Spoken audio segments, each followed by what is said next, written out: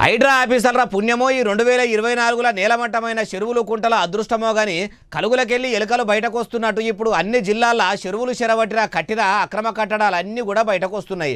నిన్న మొన్నటిదాకా హైదరాబాద్ పట్టణంలోనే సుడిపెట్టిన హైడ్రా ఆఫీసర్లు ఇప్పుడు జిల్లాలను కూడా ఒడిపెట్టేందుకు తయారైండ్రట. నిండిన గోలెం లెక్క కలకలలాడుతున్న ఈ చెరువును చూసిరా.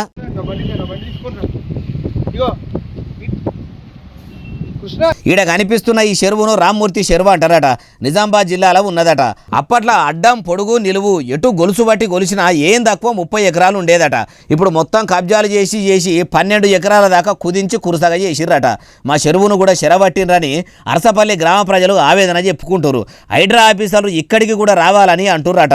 ఇట్లా చెరువులను కబ్జా చేసిన లీడర్లు రియల్ ఎస్టేట్ బేరకాళ్ళందరి భాగోతం మొత్తం బయట పెట్టాలి. చెరువును అప్పనంగా మింగి అక్రమంగా కట్టిన బిల్డింగులు రేకుల షెడ్లను అన్నిటినీ కూలగొట్టి కాపాడాలని అనుకొచ్చిర్రు. కొందరేమో సీఎం సారు హైడ్రాను తెచ్చి మస్తు హైడ్రామాలు చేస్తుండని అంటుంటే కొందరేమో మంచి పనే చేసిండు అంటుర్రు. ఇప్పుడు పబ్లిక్ కూడా కొంతమంది చెరువులను చెరబట్టిన వాళ్ళ భరతం పట్టేందుకు జిల్లాలకు రావాలని అంటుర్రు. హైడ్రా ఆఫీసర్లు కూడా ఎప్పటి సంది జిల్లాల చెరువులు మింగిన వాళ్ళతోని నిజాలు గక్కిస్తారో చూడాలంటుర్రు ఈ ముచ్చటిన్నోళ్ళు.